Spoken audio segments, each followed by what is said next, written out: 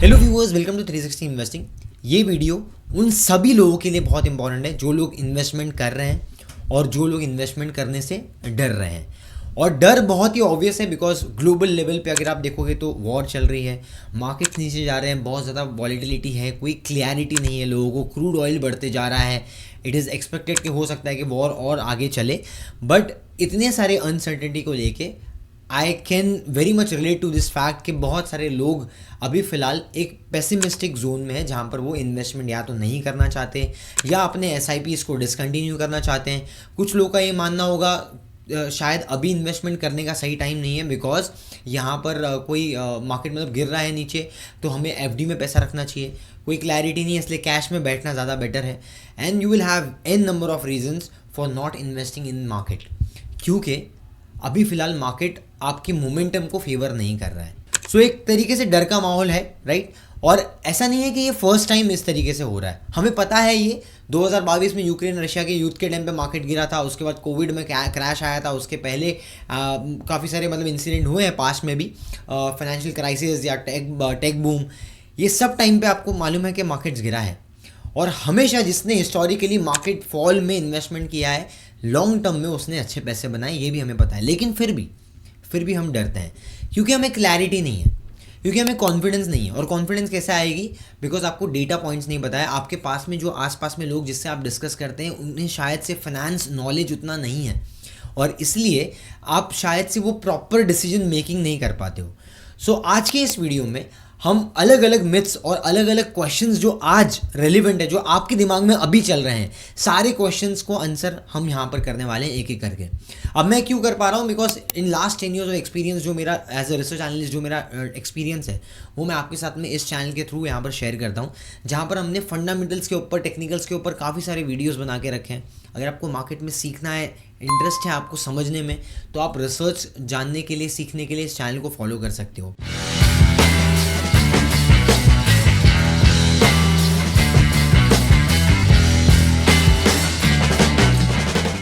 सबसे पहला क्वेश्चन लेते हैं, what's happening in global markets.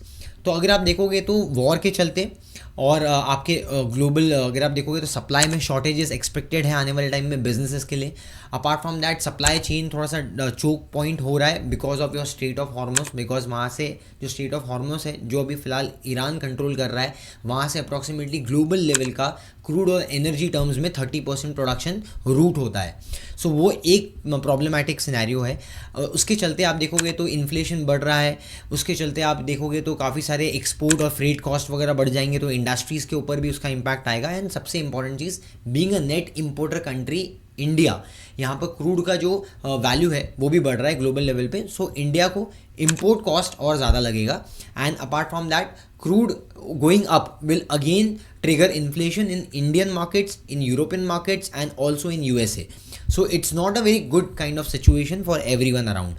लेकिन अभी फ़िलहाल इतने सब अनसर्टेनिटी के चलते आपको ये समझना है कि this is not the first time जब इस तरीके से प्रॉब्लम्स हो रही है, इसके पहले भी पास्ट में हुई है and market always finds a way to tackle it.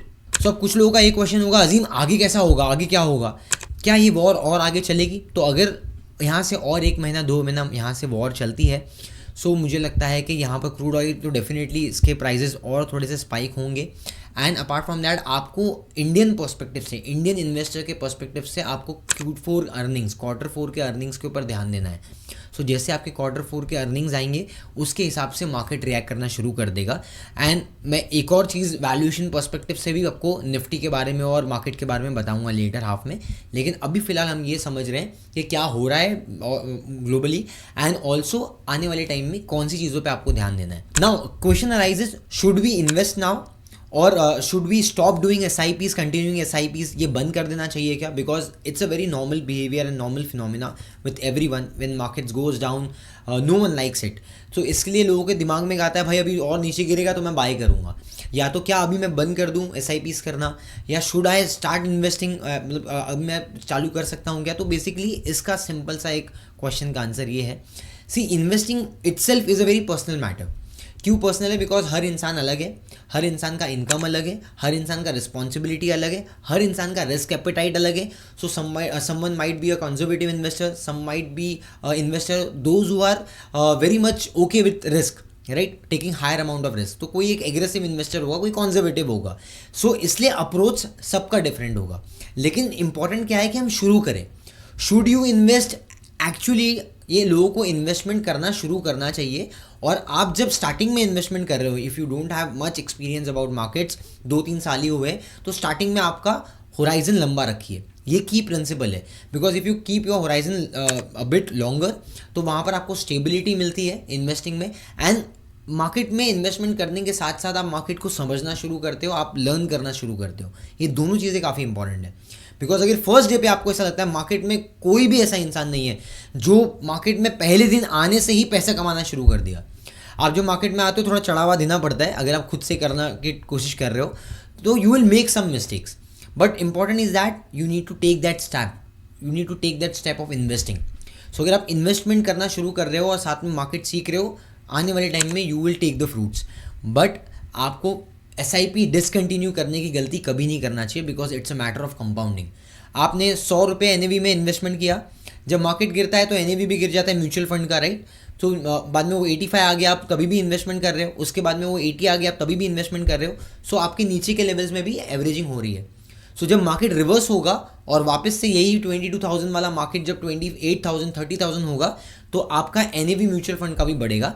And that's how you need to always continue with your SIPs until unless कोई पर्सनल इमरजेंसी नहीं आई आपके पास में, आपका गोल फुलफिलमेंट नहीं हो गया, तब तक आपको SIPs कंटिन्यू करना चाहिए।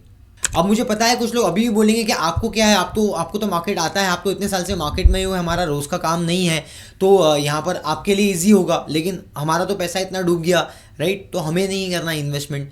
ऐसा भी लोग सोचते होंगे। लेकिन एक चीज़ हमेशा बात ध्यान में रखिए, 2000 में .com हुआ था, .com बबल, तभी मार्केट गिरा, राइट। उस टाइम पे भी लोगों ने, जिसने बॉटम में बाई किया या मार्केट करेक्शन में बाई किया, उन्होंने अच्छे पैसे बनाए। 2008 के मार्केट क्रैश में भी जो लोगों ने बाई किया, अगले 2-3 साल में उन्होंने अच्छे पैसे बनाए। इनफैक्ट यू लुक एट 2015 2018 जब IL&FS क्राइसिस हुआ था, उसके बाद में उससे पहले डिमोनेटाइजेशन हुआ था, कोविड फॉल में आपका Nifty was trading somewhere close to 8,000, और 8,000 से निफ्टी अगले 2-3 साल में बढ़ के 15-18,000 तक गया। तो 8,000 से 20,000 का मोमेंटम किसको मिलेगा?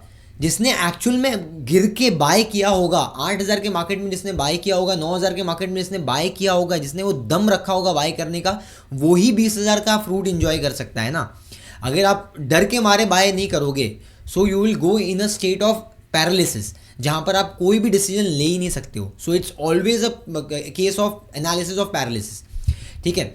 सो बेसिकली राकेश जी ने बहुत एक अच्छी बात बोली थी, you need to be bullish on markets if you want to make money, because if you are not bullish on markets you will not have guts to buy. so buy करके आपको रखना है, ये इंपॉर्टेंट है। to win the game of market you have to be in the game. तो अगर आप markets के अंदर ही नहीं हो और बाहर बैठे हो, ये सोच रहे हो कि SIP बंद कर दिया, अभी कैश में पैसा पड़ा हुआ है, बाद में बाय करूँगा, you do not know when it's going to change. Because जिस दिन ये चेंज होगा, जिस दिन ये खत्म होगा, उस दिन 2-3 दिन के अंदर या एक हफ्ते के अंदर मार्केट 1-1.5 पॉइंट चल जाएगा। फिर आप सोचोगे अरे तो बहुत बढ़ गया, आप थोड़ा गिरेगा तो फिर मैं बाय करूँगा, फिर वो गिरता नहीं है ना। लेकिन तो ये इस तरीके से है। इसलिए कॉमन मैन जो है, आम इंसान, उसको बॉटम पिक करना काफ़ी मुश्किल है। लेकिन अगर आपको फिर भी बॉटम पिक करना सीखना है, समझना है, तो ये वाला वीडियो आप देख सकते हो मेरे चैनल पे, जाके आप एक्सप्लोर करके इसको इस वीडियो के बाद में देख सकते हो। अब एक और बहुत कॉमन क्वेश्चन है जो मुझे आता है कि भाई क्योंकि मार्केट्स गिर रहा है, can we shift our entire money to FD, can we shift things to gold और सिल्वर। सो सबसे पहली बात, coming to FD doesn't create wealth for you. FD मोटा मोटी आपको पोस्ट टैक्स 4.5-5% के आसपास रिटर्न्स देता है। आपकी महंगाई भी मोटा मोटी अगर आप देखोगे तो 5% के आसपास बढ़ रही है, 4-5%। So there is not much appreciation left, because महंगाई भी आपकी 5% से बढ़ रही है लगभग, और आपका जो पैसा है FD पे वो भी 5% ही मिल रहा है। तो you are not gaining anything above inflation, so that is a negative thing. Second, अगर आप गोल्ड या सिल्वर में इस चीज़ को देख रहे हो तो देखोगे तो रिसेंट में गोल्ड काफ़ी रैली कर गया है, एंड सिल्वर इंडस्ट्रियल डिमांड के ऊपर काफ़ी फ्लक्चुएट करता है। और साइक्लिकल अगर आप देखोगे हिस्टोरिकली, सो गोल्ड सिल्वर में पर्टिकुलरली काफ़ी फ्लक्चुएशंस रहे हैं प्राइस में, और वहाँ ड्रॉडाउन्स भी काफ़ी लंबा होता है। सो इसलिए आइडियली अगर आप इन्वेस्टमेंट इंडस्ट्री के डिमांड को समझ सकते हो, टाइम कर सकते हो एंट्री एग्जिट के साथ में, then silver can be done and gold can be done, but through a longer horizon, short term में आपको उसमें स्पेकुलेट नहीं करना है। और गोल्ड में अगर आप देखोगे तो गोल्ड फिजिकल बाय करने से अच्छा इट्स बेटर कि आप ETF में बाय करो, लेकिन गोल्ड अब एक्चुअल में थोड़ा रैली कर चुका है। And talking about gold at this point in time, आपको गोल्ड में इन्वेस्टमेंट करने में आपको इस पर कुछ भी dividends, consistently dividends, cash flows वगैरह नहीं मिलते हैं। You won't get bonus and all those split वगैरह। लेकिन ऑन दी अदर हैंड अगर आप वही चीज़ स्टॉक्स में करते हो, कंपनीज़ के अंदर इन्वेस्टमेंट करते हो शेयर्स में, तो वहाँ पर आपको ये सब चीज़ें जो है उसका बेनिफिट मिलता है डिविडेंड वगैरह का, जो आपको गोल्ड में नहीं मिलता है। So gold will not make cash flows for you.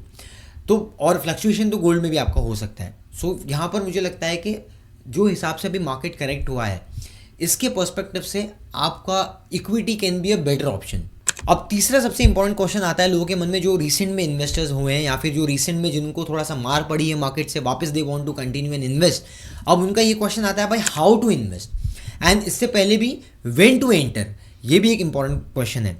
तो बेसिकली वाई व्हेन ये सब चीज़ है, इसका सिंपल सा मैं आपको क्वेश्चन का आंसर देता हूँ। मार्केट के डायमेंशन से, मार्केट को समझने के लिए हम हमेशा वैल्यूएशन मैट्रिक्स को देखते हैं कि भाई आज मार्केट, मतलब पहले महंगा था मार्केट, अब सस्ता हो गया मार्केट। तो हम कैसे बोलते हैं ये, historically it has seen that जब भी मार्केट का P ratio, price to earning multiple, price to earning क्या होता है किसी को ये समझना है तो आप जाके मेरा फंडामेंटल वॉच लिस्ट में से वीडियो देख सकते हो पी का, लेकिन फिर भी मैं आसान भाषा में बताता हूँ। प्राइस टू अर्निंग्स मतलब आप कितना प्राइस टाइम्स पे कर रहे हो for every earnings that company is making, ठीक है। तो बेसिकली यहाँ पर आप ये समझते हो कि जब भी निफ्टी का प्राइस टू अर्निंग्स 24 के ऊपर रहता है, मतलब वो एक्सपेंसिव कंसिडर किया जाता है, मतलब वो महंगा चल रहा है, मार्केट बाजार महंगा है।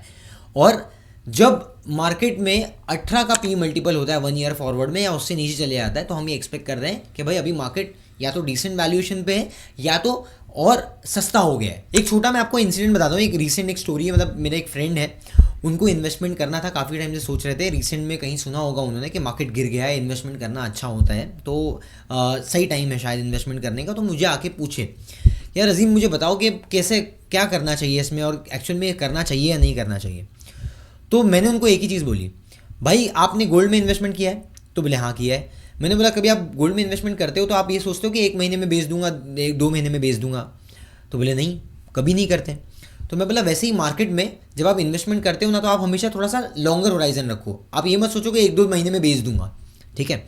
दूसरी चीज़, अगर कल को किसने आपको आके बोला कि भाई 1.5 लाख का जो भाव था ना 1 हफ्ते पहले गोल्ड का, आज है ना 1 लाख के नीचे आ गया, क्या आप बाय करोगे? The very next moment the answer was yes, and it was very obvious, because कल को आपको भी कोई बोलेगा भाई 1 लाख में गिर गया, तो आपकी मम्मी बहनें सारे पहुंच जाएंगे सुनार के यहाँ पर और सब लोग बाय करेंगे गोल्ड। तो बेसिकली जब आंसर येस गोल्ड के लिए था, तो मैंने उनको इतना ही बोला, यही हालत चल रही है अभी स्टॉक मार्केट में कि आपके अच्छे अच्छे शेयर्स भी नीचे के लेवल पे आपको सस्ते में मिल रहे हैं। And that was the only trigger moment जहाँ पर उनको डिसीजन लेना था कि हाँ यार it make sense to buy. So it's so simple. So current context में देखोगे तो निफ्टी अप्रॉक्सीमेटली 1 ईयर फॉरवर्ड में 18 के पी मल्टीपल, 19 के पी मल्टीपल के आसपास आ गया है। एंड काफ़ी सारे जो अच्छे सेक्टर्स हैं, जहाँ पर वेटेज वाले सेक्टर्स हैं, वो काफ़ी गिर चुके हैं ड्यू टू ग्लोबल अनसर्टनिटी। अब यहाँ पर आपको, क्योंकि अभी क्या होता है ना कि मार्केट में अगर आप डर के अभी बाइंग नहीं करोगे या फिर आप आस्ते आस्ते स्टार्ट नहीं करोगे इन्वेस्टमेंट्स, तो जब मार्केट वापस रिवर्स होगा ना, तो देन आप फियर ऑफ मिसिंग आउट के चलते कभी गलत डिसीजंस भी ले सकते हो। एंड ऑल्सो जब मार्केट रिवर्स हो जाएगा और चले जाएगा और आप नहीं बाय कर पाए, तो वही रिग्रेट होगा जो 2020 में हुआ था, 2015 में हुआ था, 2008 में लोगों के साथ में हुआ था, वही रिग्रेट आपके साथ में भी होगा। सो मार्केट हमेशा ही आपको अपॉर्चुनिटी देता है। इंटरेस्टिंगली अगर आप देखोगे तो हर 10 साल में, हर डेकेड में आपको कम से कम 2 बार तो ऐसे क्रैश देखने मिलते हैं मार्केट में, मतलब फॉल देखने मिलते हैं। कभी कभी मीडियम टर्म में एक शॉकर भी देखने मिलता है, ऐसा यूक्रेन रशिया वाला टाइप्स हो गया जहाँ पर 8-10% का निफ्टी करेक्शन हो जाता है। एंड सिर्फ 25 से 30% टाइम्स ऐसा होगा, 25 से 30% के टाइम होराइजन में मार्केट अच्छा परफॉर्म करता है। उसके अलावा या तो मार्केट साइडवेज रहेगा या तो करेक्शन में रहेगा। सो 30-40% का जो टाइम है ना, इसको ज़्यादा बेटर लेवरेज करने के लिए एक सिंपल चीज़ जो हम कर सकते हैं, हम और आप कर सकते हैं, इज़ दैट कि आप जब मार्केट गिरता है, सस्ते वैल्यूएशन में जब अच्छी कंपनीज मिल रही है, तो आप उनमें इन्वेस्टमेंट करना स्टार्ट कर सकते हैं। अब आप मुझे बोलोगे अजीम इतना तो समझ में आ गया, अब जब इन्वेस्टमेंट स्टार्ट करने की जो बात हो रही है तो यहाँ पर मुझे बताओ कौन से एरियाज़ को आप टारगेट कर सकते हो, कौन से स्टॉक्स में इन्वेस्टमेंट करना चाहिए। तो मैं स्टॉक के ऊपर डायरेक्ट तो मैंने आपको कुछ यहाँ पर रिकमेंडेशन नहीं दूंगा, लेकिन मैं कुछ सेक्टर्स और कुछ एक स्ट्रक्चरल मैं आपको एक थीम देता हूँ इसमें। देखिए क्या होता है ना, ड्यू टू अनसर्टेनिटीज़ आपको ऐसी चीज़ों के ऊपर ध्यान देना है अभी फ़िलहाल जो डोमेस्टिकली काफ़ी स्ट्रॉन्ग है, जैसे FMCG कंपनीज़ हो गई, क्योंकि इनमें ऑलरेडी पिछले 3 साल में कोई ग्रोथ देखने नहीं मिला। बैंकिंग हमारा काफ़ी स्टेबल है, सो बेसिकली बैंकिंग वाला एक जो एटमॉस्फेयर है, ये बैंकिंग वाले सेक्टर में आपको अच्छी अपॉर्चुनिटीज़ मिल सकती है, NBFCs में अपॉर्चुनिटी मिल सकती है because rate cut cycles already हो गए हैं। And apart from that recent times में आपके ऑटो इंडस्ट्रीज़ ने भी अच्छा किया। So you will have business जो डोमेस्टिकली काफ़ी स्ट्रॉन्ग है, जिसका एक्सपोर्ट के ऊपर डिपेंडेंसी नहीं है, ऑयल के ऊपर काफ़ी ज़्यादा डिपेंडेंसी नहीं है। उन बिजनेस एरियाज़ को, उसमें अच्छी अपॉर्चुनिटीज़ को आप फोकस कर सकते हो, वहाँ पर कॉन्सेंट्रेट कर सकते हो, बिकॉज वहाँ पर आपको ऐसा फार्मा वगैरह भी हो गया, वहाँ पर आपको अच्छी अपॉर्चुनिटीज़ मिल सकती है। उसके अलावा अगर आपको सेक्टर टू सेक्टर समझना है, कौन सा सेक्टर किस तरीके से बिहेव करता है, उसमें ट्रिगर मोमेंट्स क्या होते हैं, अपॉर्चुनिटीज़ कैसे बनती है, तो सेक्टर एनालिसिस का पूरा प्लेलिस्ट बना के रखा है, इसको आप एक्सप्लोर कर सकते हो। जो भी सेक्टर में आप इंटरेस्टेड हो वो वाला सेक्टर के बारे में आप जाके कंप्लीट एनालिसिस देख सकते हो। अब कुछ लोग जो मार्केट्स में नए नए आए हैं, जिनको एक्चुअली एलोकेशन का पता नहीं है, एक्चुअली मार्केट में इन्वेस्टमेंट जब हम करते हैं तो asset allocation becomes a very crucial part. Asset allocation का मतलब क्या है कि आप कुछ इन्वेस्टमेंट्स आप म्यूचुअल फंड्स में रख सकते हो, कुछ इक्विटीज़ में कर सकते हो, कुछ आप बॉन्ड मार्केट में रख सकते हो जहाँ पर आपको फिक्स्ड रिटर्न्स मिलेंगे। अपार्ट फ्रॉम दैट आप कुछ गोल्ड में भी रख सकते हो पैसे। इस तरीके से आप बाइफरगेट कर सकते हो, इसको हम बोलते हैं एसेट एलोकेशन। तो यहाँ पर एक चीज़ मैं आपको बोलना चाहूँगा कि कभी भी 10-15% से ज़्यादा एलोकेशन हम गोल्ड में नहीं देते हैं। और बॉन्ड मार्केट में इन्वेस्टमेंट डिपेंड करता है, अगर आप यंग एज में हो, अगर आप अर्निंग मेंबर हो, सो आपके पास में काफ़ी टाइम है जहाँ पर आप वेल्थ क्रिएट कर सकते हो, तो वहाँ पर इक्विटी में कॉन्सेंट्रेशन ज़्यादा रखना होता है। अगर आप क्लोज टू रिटायरमेंट हो, मतलब आप रिटायरमेंट के नज़दीक हो, तो वहाँ पर आप अपने बॉन्ड और फिक्स इनकम इंस्ट्रूमेंट्स में इन्वेस्टमेंट्स को बढ़ा सकते हो। So to conclude this video, this is nothing new. Market में हमेशा ही वॉलेटिलिटी रही है, टाइम एंड अगेन बहुत सारे क्राइसिस आए हैं, लड़ाइयाँ हुई है, हमेशा हुई है और ये होती रहेगी। ये पहले भी प्रॉब्लम नहीं था और आने वाले टाइम में ये प्रॉब्लम का भी सोल्यूशन आस्ते आस्ते वक्त के साथ साथ निकल जाएगा। The only thing remains is your consistency of investment. सो आपको कंसिस्टेंसी के साथ में इन्वेस्टमेंट करना है, डिसिप्लिन के साथ में इन्वेस्टमेंट करना है। एंड कोई भी इन्वेस्टमेंट डिसीजन लेने से पहले आप अपने फाइनेंशियल एडवाइज़र को कंसल्ट कर सकते हो। रैंडम टिप्स और फास्ट रिटर्न्स बनाने के एक जो लालच है, उसके चलते आप इन्वेस्टमेंट ना करो, ये मेरा हम्बल रिक्वेस्ट है। इसमें मेरा कुछ नहीं जा रहा है, लेकिन मैं फिर भी आपके लिए बोल रहा हूँ बिकॉज आई एक्चुअली वांट कि आप अपने इन्वेस्टमेंट्स का सही तरीके से इस्तेमाल करो। अपार्ट फ्रॉम दैट, अगर आप मार्केट की रिसर्च में इंटरेस्टेड हो तो 360 इन्वेस्टिंग का आपको टेलीग्राम चैनल का लिंक डिस्क्रिप्शन में मिल जाएगा, वहाँ पर आप ज्वाइन कर सकते हो। वहाँ पर हम अपडेट्स डालते रहते हैं, वहाँ पर पोस्ट करते रहते हैं। एंड अपार्ट फ्रॉम दैट, अगर आपने ये वीडियो आपको पसंद आया है, then hit the like button, also share this video with lot of people, those who are actually investing in markets, जो डरे हुए हैं, जो इन्वेस्टमेंट करना चाहते हैं, सबके लिए वीडियो है। बहुत ही सिंपल भाषा में सारे प्रॉब्लम्स का मैंने यहाँ पर सोल्यूशंस देने की कोशिश की है, तो I hope you like it. And अगर आने वाले टाइम में और ऐसे एडवांस रिसर्च और सिंपल कॉन्सेप्ट्स के ऊपर आपको क्लैरिटी चाहिए, then hit the subscribe button, also hit the bell notification. मिलते हैं नेक्स्ट वीडियो में एक अच्छी एनालिसिस के साथ में। Till then keep learning, keep growing with 360 investing because it is not a strategy.